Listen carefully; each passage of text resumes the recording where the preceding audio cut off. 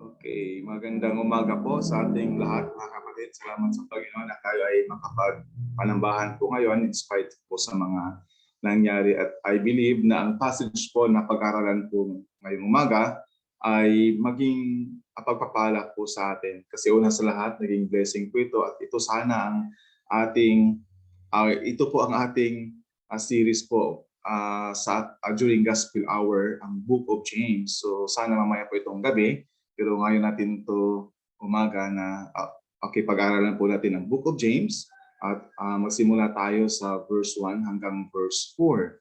So buksan po natin ang ating mga Bible. May mga Bible po tayo sa Book of James. Then i-share ko lang po ang aking screen.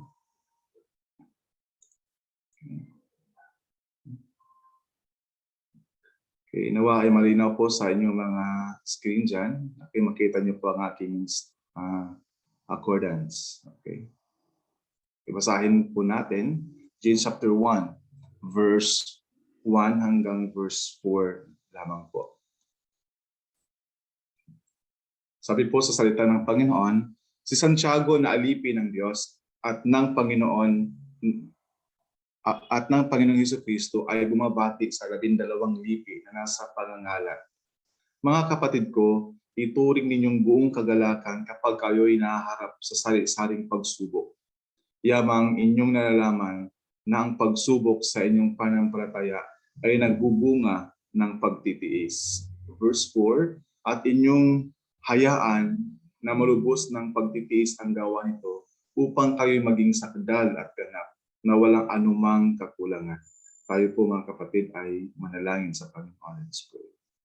Dakilang Diyos na makapangyarihan sa lahat, kami Panginoon ay nakapasalamat po sa binigay niyo po sa amin ngayon ng isa pang pagkakataon upang sambahin po kayo in spirit and in truth, sapagkat ikaw ang Diyos na napakabuti, Panginoon, sa buhay po namin.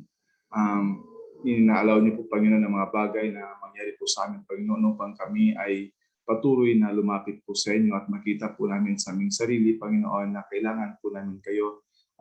Kami ay patuloy na maglingkod sa inyo, Panginoon, sa kabila po ng mahirap po na mga sitwasyon, maranasan mo po namin, Panginoon, ang mga pagsubok. Ako, Panginoon, inalangin na bigyan niyo po kami ngayon ng wisdom o karunungan upang maintindihan po namin ang salita mo at ma-apply po namin sa aming buhay bilang mga mananampalataya. In Jesus' name we pray. Amen.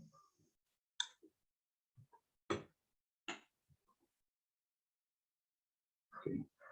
Ang Book of James ay isang book sa Bible na maiksi lamang, hindi ito maraming chapters sa Bible, kundi ito ay maging a blessing po sa atin. Pagbasahin po natin ang unang chapter po, or ito sa binasa po natin ngayon sa verse 1 hanggang verse 4, kung makikita po natin ay ito po ay about sa pagsubok na maranasan po natin sa ating buhay bilang mananampalataya. Kapag basahin po natin ang Book of James, marahil ito po ang mababasa po natin. Okay. So makita po natin ang chart, ang diagram po dito. Mabasa po natin ang riches and poverty. Okay. Mabasa natin ang trials. Okay, mabasa natin ang practical expressions of the truth. Then mabasa din po natin the word, speech, the tongue, prayer, the word, the brevity of life. Okay, na-repeat ko pala ito ang the word. Okay, the brevity of life. Yan po ang ating mabasa kapag babasahin po natin ang Book of James. Pero ang sabi nila, ito ay topical na book na walang theme, pero sa pag-aral po natin ito, makita po natin ang nasa center po ay, ang theme po nito ay wisdom, na nakakunik po sa lahat ng mga themes sa riches and poverty, the brevity of life, trials, practical expression of the truth, the word, speech, and tongue, and prayer. Ito po ang theme, okay, wisdom. Ano po ang wisdom? Kung basahin po natin ang mga talata sa Bible, si James po ay may mga binanggit po dito na salitang wisdom. Okay, basahin po natin okay, sa verse 5. Okay? Dahil sapagkat iyan ang theme, wisdom, siya ay paulit-ulit po niyang sinabi po dito sa Book of James ang salitang karunungan or wisdom. Sabi sa verse 5, ngunit kung ang sino man sa inyo ay nagkukulang ng karunungan, humingi siya sa Diyos na nagbibigay ng sagana sa lahat at hindi nanunumbat, at iyon ay ibibigay sa Kanya. Ang katotohanan mga kapatid, tayo po ay nagkulang ng wisdom. Kaya sabi ni James po nito, tayo ay humingi at sapagkat tayo ay nangangailangan ng wisdom. So kailan po tayo nangangailangan ng wisdom? Sa talatang ito, kung tayo po ay nahaharap sa difficult na sitwasyon, kailangan natin ng wisdom. Then isa pa po dito sa verse 13 sa chapter 3 verse 13, sino ang marunong at maunawain sa inyo?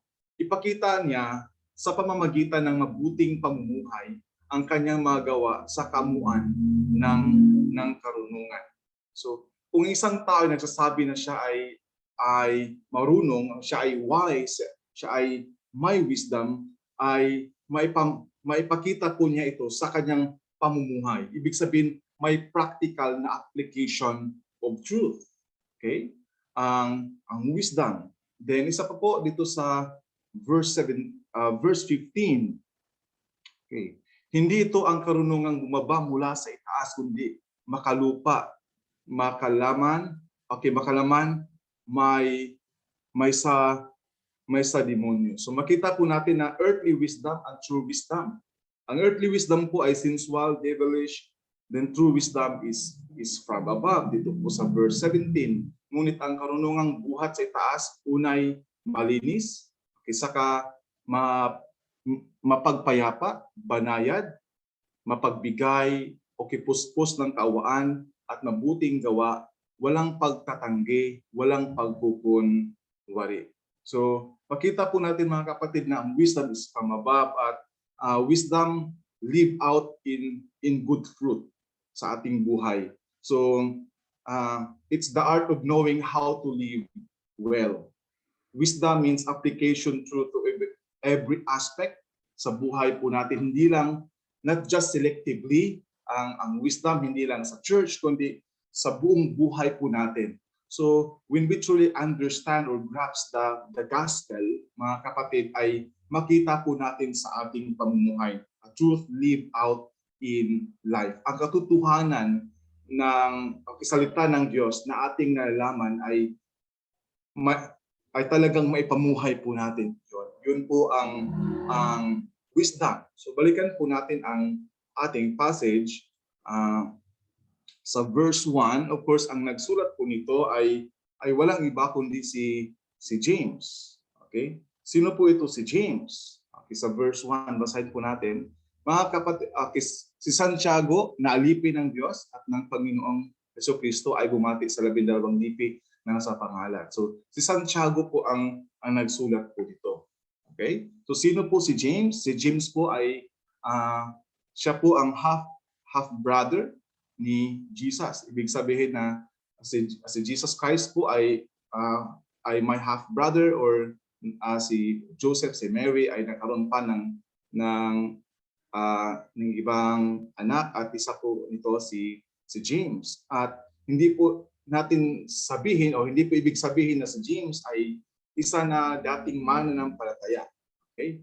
Hindi po ganon, sapagkat in fact si James po ay isa po siya sa mga kapatid ni Jesus na hindi po sumampalataya sa kanya, hindi po naniniwala sa kanya na siya ang Messiah. So may passage po tayo diyan sa John chapter 7 verse 3 to 5. Okay. John 7:3. Okay, 7 verse 3 to 5. Sabi po ang salita ng Diyos, sinabi sa kanya ng kanya mga kapatid, umalis ka dito at pumunta ka sa Judea upang makita ang iyong mga alagad, ang iyong mga ginagawa. Sapagkat walang taong nagnanais makilala ang gumagawa ng anumang bagay sa lihim, Kung ginagawa mo ang mga bagay na ito, ay ipakilala mo ang iyong sarili sa sanlibutan. Sapagkat maging ang kanyang mga kapatid ay hindi sumampalataya sa kanya. So isa na po dito si James. Hindi po siya naniniwala na si Jesus Christ ang Mesias, kahit na si Jesus Christ ay gumagawa ng maraming miracle, okay? Signs and wonders upang mga tao ay sumampalataya sa kanya. Pero isa si James po dito, hindi siya sumampalataya hanggang sa siya ay naniniwala na si Jesus Christ ang tagapagligtas, ang Messiah. Sa unang parte po na James chapter 1 down to verse 4, dito po ay binabati po ni James ang mga mananampalataya. Okay? Mga mananampalataya na nagkalat. Okay? Na nagkalat po sila sa iba't ibang lugar, sila ay nag-hide. Okay? Sa labindipi na nasa pangangalat. Sila ay nag-hide, sila ay umalis sa kanilang comfort zone upang magtago sapagkat may mga trials, may persecution na kanilang naranasan. At mga kapatid, dito po ang ating pag-aaralan po natin ngayon. Tatalakayin po natin ang patungkol sa trials. Ito ang kaunahang Sunday ng taong ito. At marinig na natin ang trials. Trials na naman, supposed to be ang ating message about press on, press on. Magpatuloy ka sa taong ito. Ito din ay may connection sa pagpatuloy po natin, nawa ay matapos natin ang taong ito na kahit sa kabila ng maraming trials na na-encounter po natin sa ating buhay bilang mga nanampalataya ay makapagpatuloy po tayo, okay, na maglingkod sa Kanya. So dito po sa verse 2, mga kapatid ko, ituring ninyong buong kagalakan kapag tayo'y naharap sa sari-saring pagsubok. Ito po ang ating theme ngayon pong umaga po. Okay, sa ayaw po natin, okay, sa gusto man natin o hindi po, ay maranasan po natin talaga ang mga pagsubok. Kaya mananampalataya, dapat nating piliin na magalak kapag tayo ay nakakaranas ng mga pagsubok. Dahil ang Diyos ay may layunin sa bawat isa sa mga ito sa ating buhay. Okay? Tayo ay dapat na magalak. Hindi madali kapag ikaw ay may trials, may pagsubok. Trials are not fun. Kung mayroon lang sana tayong option, hindi natin gusto ang tinatawag na suffering or mga pagsubok or trials. Ayaw natin yan. Diba? Ayaw natin yan. Kasi minsan sabihin natin na trials ay hindi ito biyaya para sa atin. Kaya kung may option lang sana, ayaw natin ng trials talaga. Yun po ang katotohanan kung may option lang. Pero inevitable ang trials. Sa ayaw at sa gusto natin, ngayong taon ay makakaranas tayo ng maraming pagsubok. Okay? Maraming pagsubok sa ating buhay. Kaya mananampalataya, dapat nating piliin. Okay, piliin natin. Diba sabi sa verse 2, consider it all joy. The word consider is lead. Okay? Guide. Tayo ay may responsibility na sa kabila ng trials sa ating buhay, mas piliin natin na magalak. Okay? Piliin natin magalak. Huwag mong sabihin na normal akong tao. Brad, normal akong tao. Kaya hindi ako magalak sa panahon ng trials. Okay? Sino ba ang magalak sa panahon ng trials? Di ba wala? Walang magalak sa atin, wala makasmile. Okay, madalas sa atin, hindi ito ang normal na response. Tayo ay nalulungkot. So paano tayo nagagalak o magagalak sa mga trials na ang sitwasyon ay hindi maganda? Okay. Believers must choose. Pero sa kabila ng lahat, kailangan nating piliin. Okay, to be joyful when we experience trials. Bakit tayo mag-rejoice or may joy in our hearts? Sapagkat may layunin ang Diyos for every one of them in our lives. May layunin ang Diyos. Yan po ang ating tandaan. Kaya ito po ang ating title sa ating message, Kagalakan sa gitna ng mga pagsubok. Joy in the midst of trials. Okay. Joy in the midst of trials. Ito po ang encouragement. Okay? Encouragement ni Apostle James sa mga mananampalataya na sila ay nangangalat sa iba't ibang lugar dahil sa trials, dahil sa persecution. Okay? Matinding pagsubok. At kaya ito sinulat ni James sa kanila na sila ay dapat na magalak. Joyful attitude in times of trials. Okay? Sapagkat may layunin ang Diyos. May layunin ang Diyos. Magalak ka sa gitna ng pagsubok. Actually, nung ginawa ko ang title, ang theme, kinausap ko yung sarili ko. Minsan mahirap talaga. Madaling sabihin na, okay, madaling mag-counsel na, okay lang yan. Okay, magalak ka. May purpose ang Panginoon. Pero pag tayo na ang nasa sitwasyon, okay, na maraming pagsubok, may encounter natin. Kapag ikaw na ang may pagsubok, okay, ay mahirap magalak. Sabi sa salita ng Diyos dito sa James na basahin natin ulit ang James, ano? Kapag ikaw ay na-encounter mo ang maraming pagsubok, magalak. Yan po ang tamang response.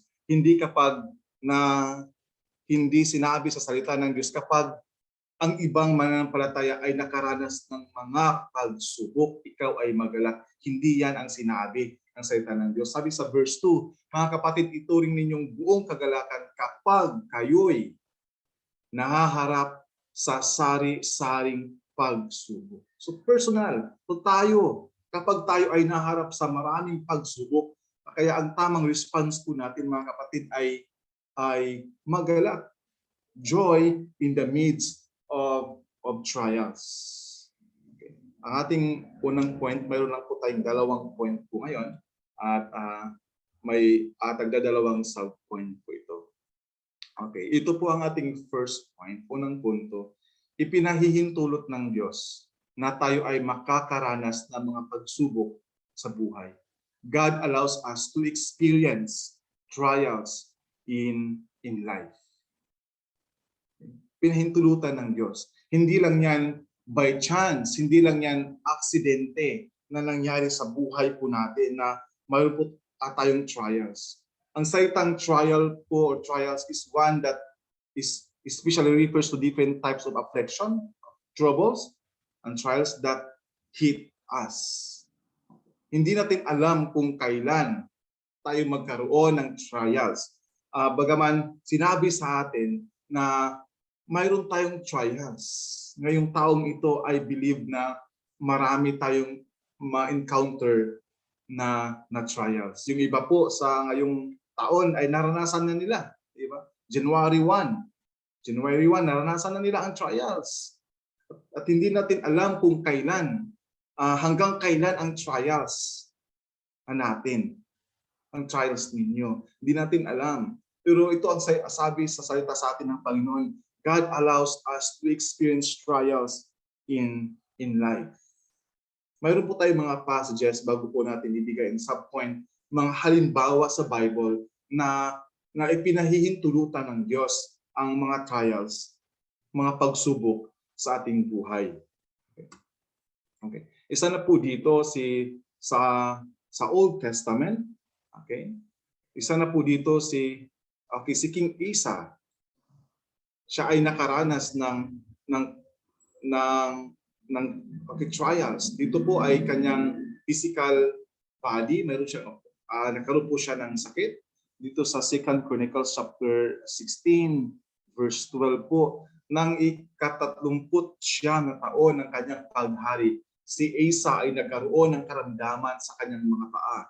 Ang kanyang sakit ay naging malubha. Gayunman, sa kanyang pagkakasakit ay hindi niya hinanap ang Panginoon, kundi humingi ng tulong sa mga manggagamot. So, pinahintulutan ng Diyos si King Asa na magkaroon ng physical na karamdaman.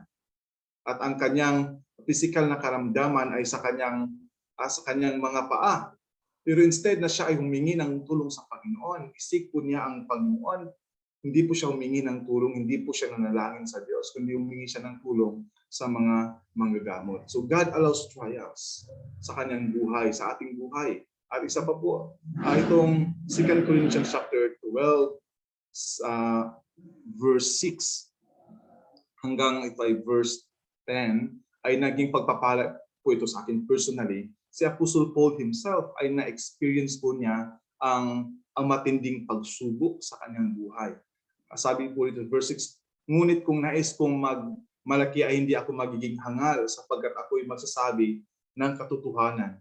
Ngunit pagpipigil ako upang walang sinumang pag-iisip ng higit tungkol sa akin kaysa kanyang nakita o narinig sa akin.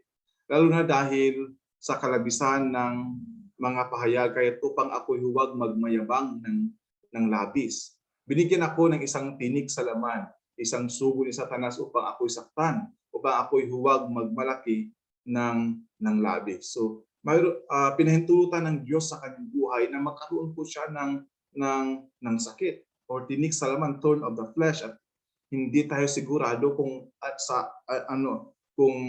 marahil ito ay persecution sa mga tao, mga false teachers. Hindi tayo sigurado kung ito po ba ay physical na karamdaman. Okay? Pero ang katotohanan ay pinahintulutan ng Diyos. Isang sugo ni Satanas upang ako'y saktan, upang ako'y huwag magmalaki ng labis. Of course, sabi po dito, God, si Satanas, puro ito ay God, ang ating Panginoon ay sovereign. So pinahintulutan ng Panginoon na mangyari po yun sa Kanya, at may dahilan ng Diyos kung bakit yan kung bakit ipinahintulutan ng Diyos ang thorn of the flesh sa kanyang buhay na siya ay nag-suffer.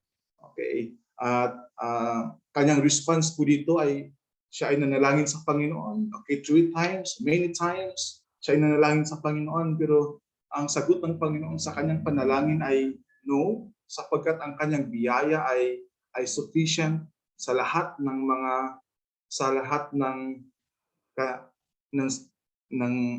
sitwasyon. My grace is sufficient for you. So, yan po, ang dalawang halimbawa natin, o marami pa, marahil si Job nakaranas din ng trials, okay, suffering. Okay, yan po malinaw ay physical talaga.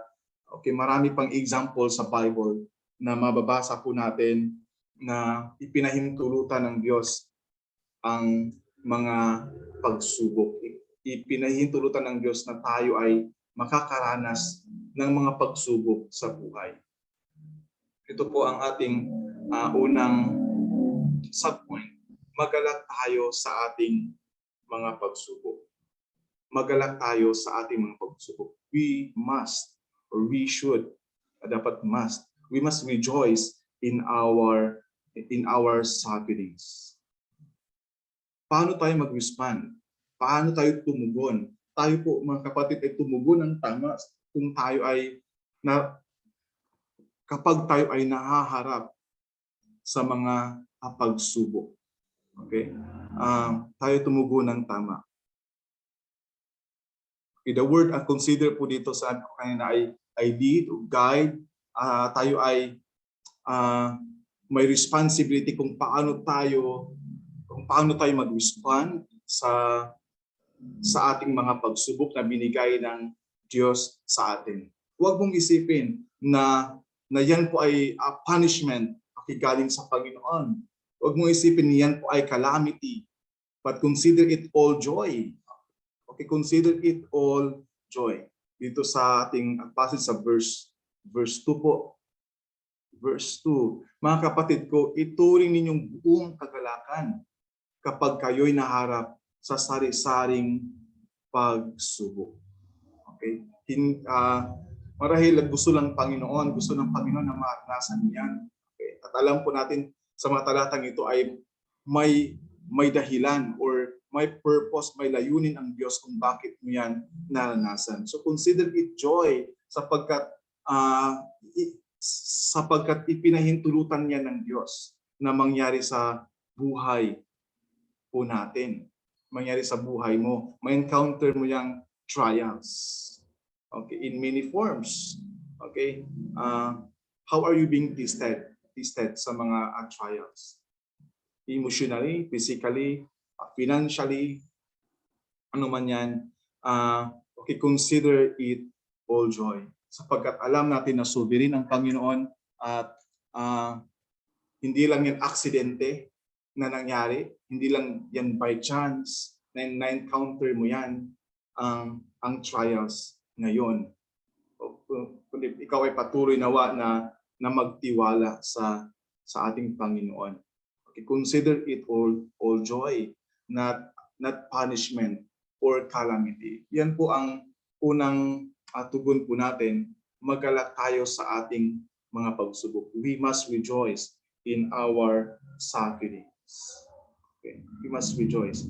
Mahirap pero ito ang sabi ng salita ng Panginoon sa atin. Ito ang sabi ni James. Mayroon siyang ibang perspective pagdating sa trials. Okay? Ibang perspective sapagkat nakita po niya ang kanyang kapatid na si Jesus na grabe yung trials. Matindi ang mga pagsubok na naranasan ni Jesus. Pero nung nakita po niya na si Jesus Christ ay hindi siya nanatiling patay dun sa libingan, siya ay na-resurrect, di ba? Nakita po niya na dapat pala tayo mag-rejoice in our sufferings.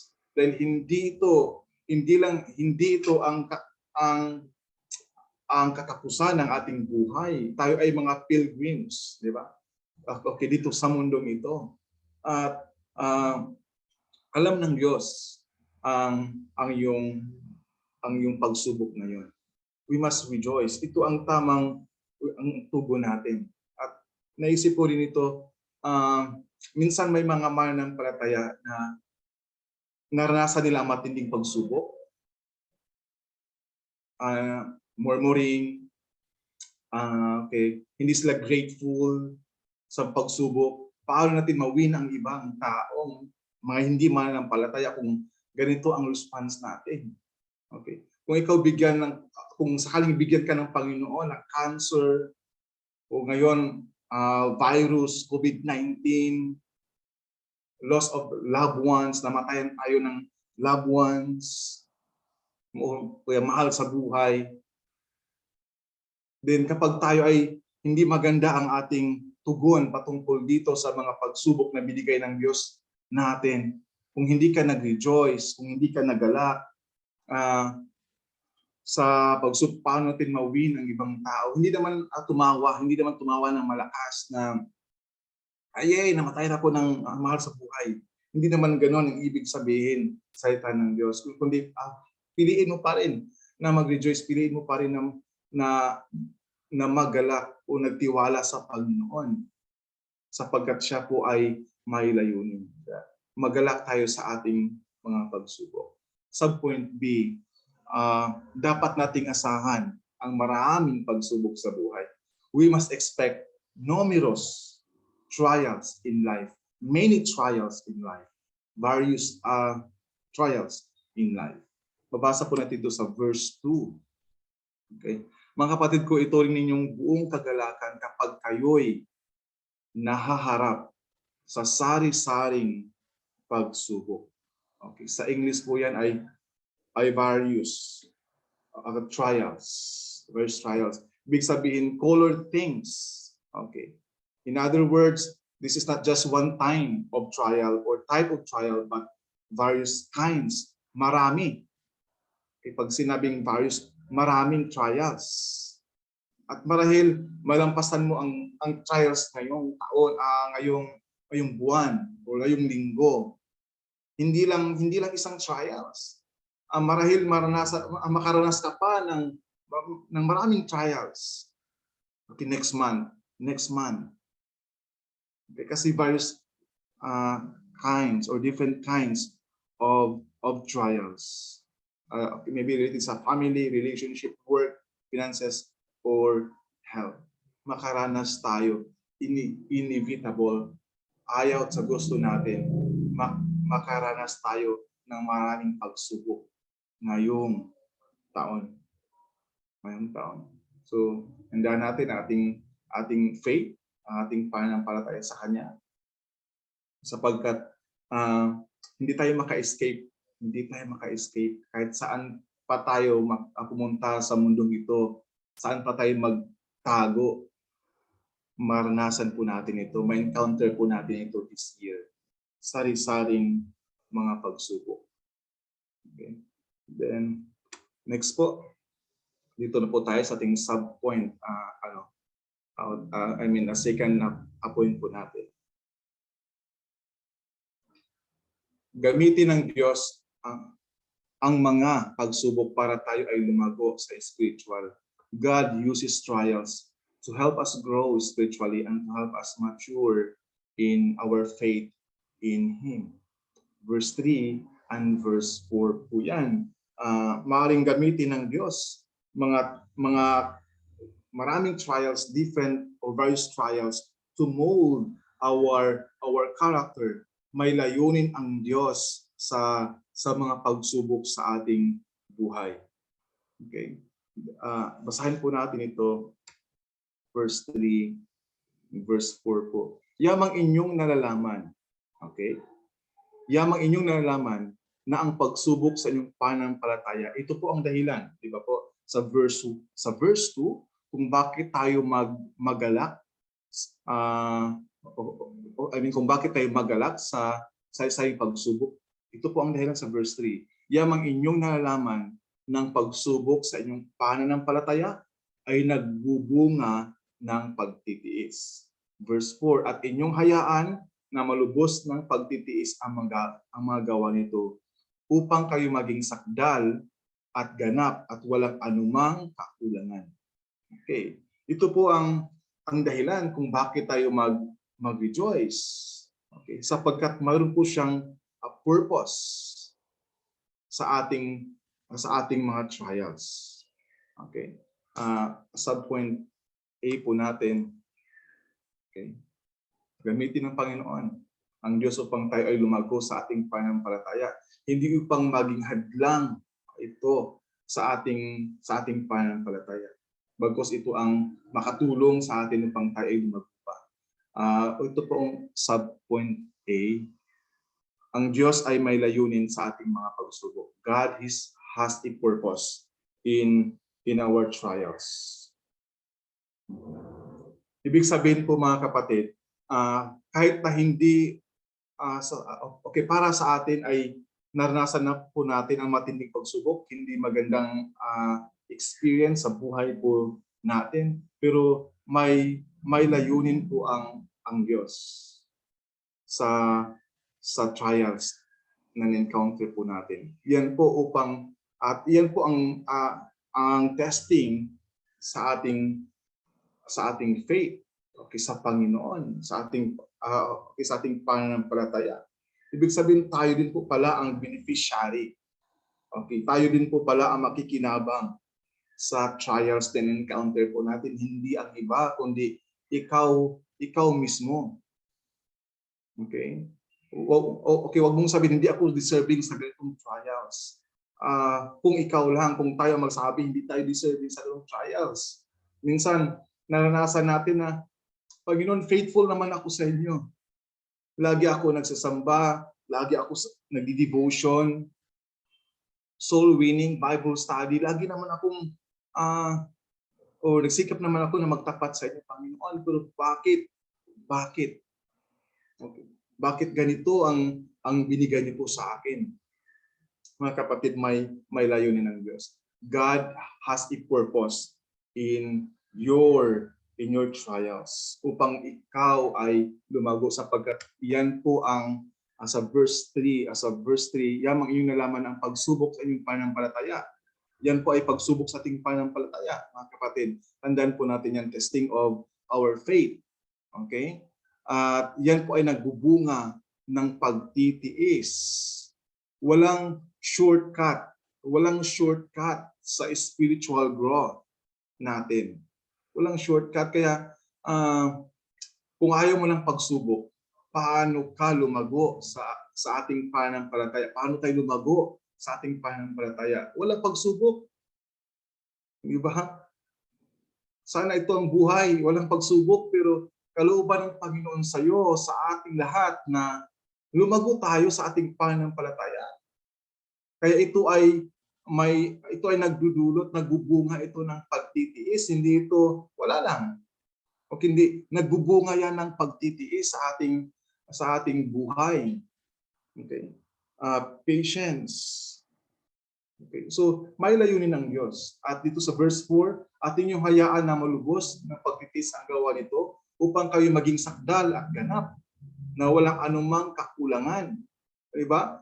Ito pa, isa sa mga purpose dito, gusto ng Panginoon na tayo ay maging sakdal at ganap, maging mature po tayo sa ating pananampalataya na walang anumang kakulangan hanggang sa kanyang pagbalik.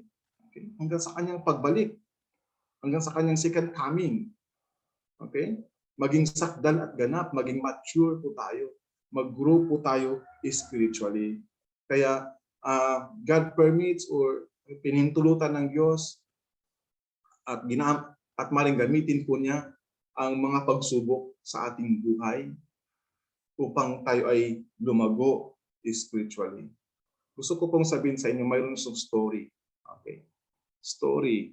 Ito ay nabasa ko lang. I think ito ay African king na siya po ay may servant at ang kanyang servant po ay laging nagsasabi na lagi po niyang ini-encourage ang kanyang king na do not be discouraged because everything God does is perfect and no mistakes. Huwag kang ma-discourage, huwag kang manghihina sapagkat ang Panginoon po natin ay mabuti.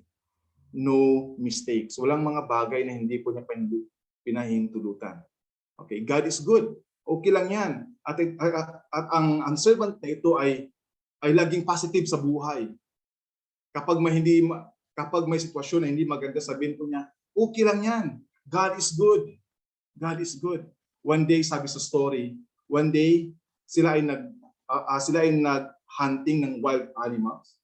Then, wild animals. Tapos ang king po ay na-attack sa wild animals. Instead na barilin po niya, siya ay kinagat. Ang kanyang kamay ay kinagat ng wild animals. Isa sa kanyang mga daliri po ay naputol. Pero sabi sa kanyang servant, my king, God is good. Sabi ng king, good pa ba ang Panginoon? God is good kahit na naputulan ako ng isang daliri? Hindi mabuti ang Diyos. Hindi mabuti ang Diyos. At nagalit ang king dahil laging sabihin ng servant, God is good. My king, God is good. Sabi niya, hindi ako naniwala. Kaya sabi ng king, ipakulong yan. Ilagay yan sa kulungan. Then, bago umalis ang king, sabi ng servant, my king, despite of all this, wala akong ibang masabi sa iyo. God is good. God is good. Everything He does is perfect. He is never wrong. Okay. Siya ay umalis na at lumipas ang isang taon.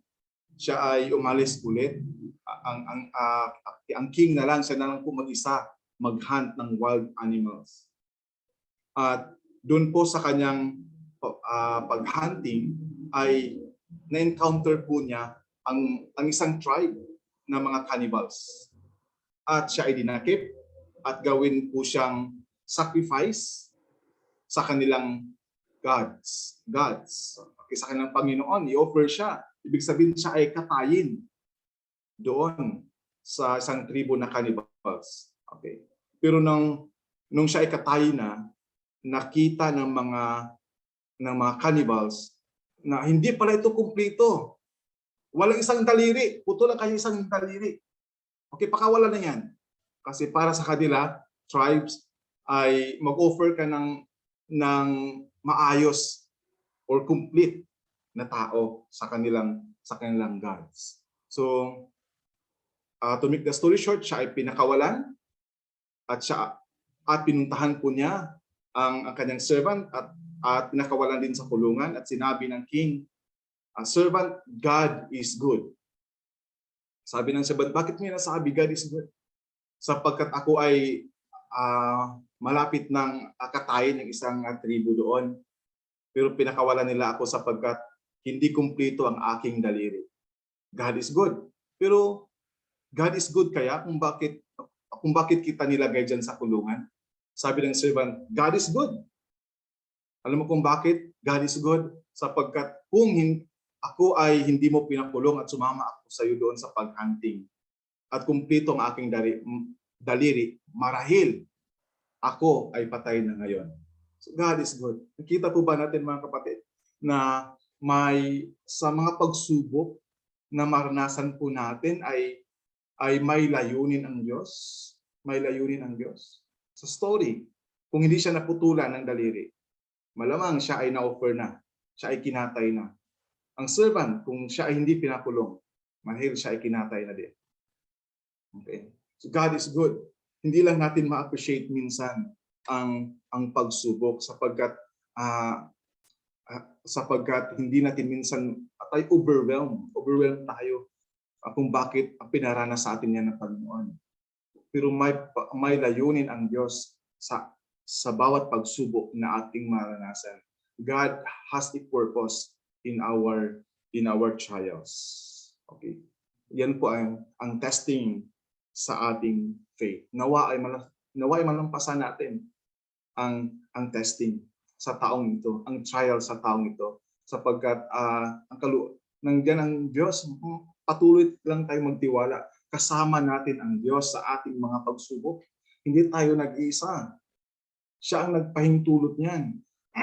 At hindi natin alam ang sagot ng Panginoon, di ba? Yes, okay, tanggalin ko yan, pero hindi pa ngayon, kailangan ka maghintay. O siguro forever na yan sa'yo. Kailangan mo lang malampasan ang test sa ating pananampalataya. Okay? Upang tayo ay mag-mature hanggang sa kanyang pagbalik. So God is a purpose in our trials. Ito na po ang subpoint B. Trials is not a hindrance for our spiritual growth. Bagkus ito po ang nakakatulong sa atin upang tayo ay lumago spiritually. Okay? So trials is not a hindrance for our spiritual growth. Tayo ay nanalangin, di ba? Panginoon, bigyan niyo, nawa ay tulungan mo po ako mag-grow spiritually. At sa ating prayer meeting, okay, lagi tayong nagpa-pray spiritual growth. Nawa, brother, mag-grow ako spiritually. So hindi lang tayo mag-grow sa pagbabasa ng salita ng Diyos. Oo, nakakatulong po yan na tayo ay mag-grow spiritually. Pero isa po sa mga means and ways ng Panginoon ay ang pagbibigay niya sa atin, ang paghihintulot po niya sa atin na magkaroon ng trials, suffering, mga pagsubok para sa ating ikalalago, hindi sa ikalalago ng iba. So trials is not a hindrance. Tandaan po natin yan. It's not a hindrance. Hindi natin to gawing excuse na hindi maglingkod sa Panginoon. Okay. Yung iba ang tugon eh. Ang iba na-discourage sila.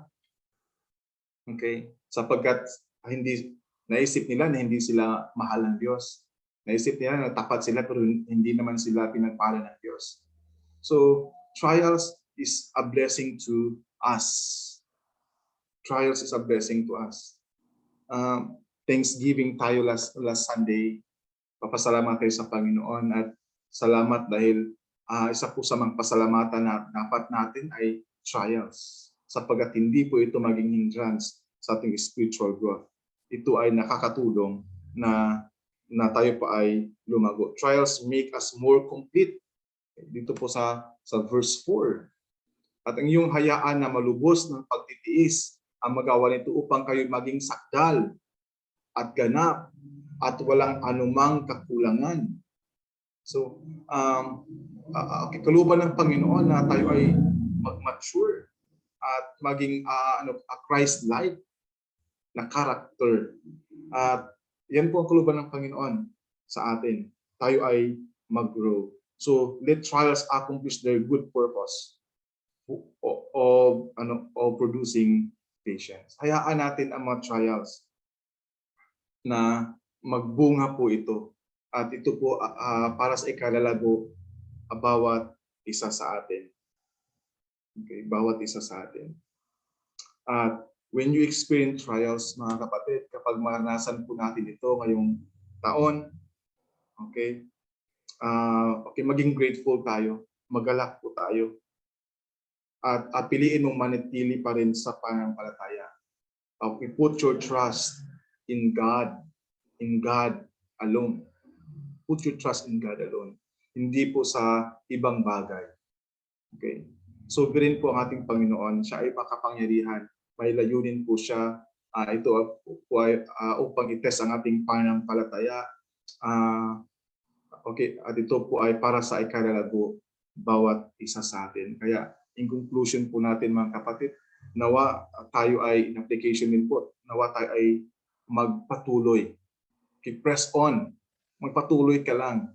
Magpatuloy ka lang na maglingkod sa Kanya sa kabila ng mahirap na sitwasyon. At I believe na maranasan po natin ang mga trials na encounter po natin ito. But we must choose to be joyful when we experience trials. Mas piliin natin na magalak kapag tayo ay nakakaranas ng mga pagsubok dahil ang Diyos ay may layunin bawat isa sa mga ito sa ating buhay. We must choose. Mas piliin mo, mag-dwell ka na sa salita ng Panginoon.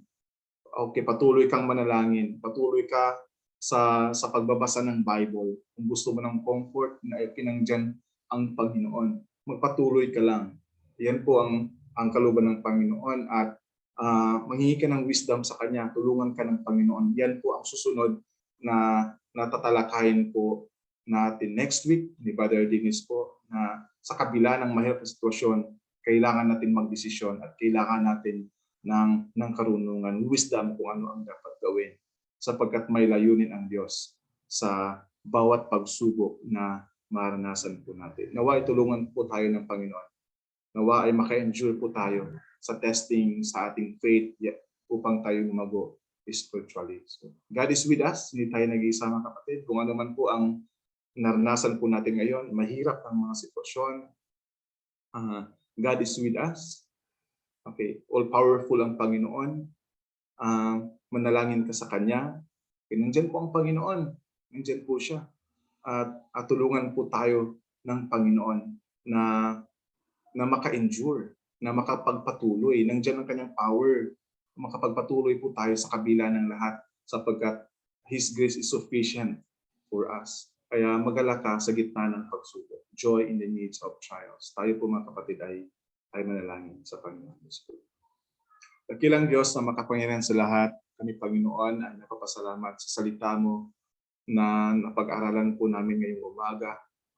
Mahirap Panginoon mag-rejoice sa kabila ng mga pagsubok. Pero ito Panginoon ang sabi sa inyong salita Panginoon, mag-rejoice po kami sapagkat mayroon po kayong layunin sa mga pagsubok po namin. Nalangin po kami Panginoon na nawa ay tulungan niyo po kami, bigyan niyo po kami Panginoon ng lakas, sa biyaya niyo po Panginoon upang kami Panginoon ay makapagpatuloy sa kabila ng suffering Panginoon. At we are so blessed Lord kung kami man ay makakaranas Panginoon ng suffering sapagkat one of these days Panginoon mayroon pa kayong reward sa amin. Tulad Panginoon din po ni Jesus Christ, siya ay nag-suffer Panginoon para sa amin.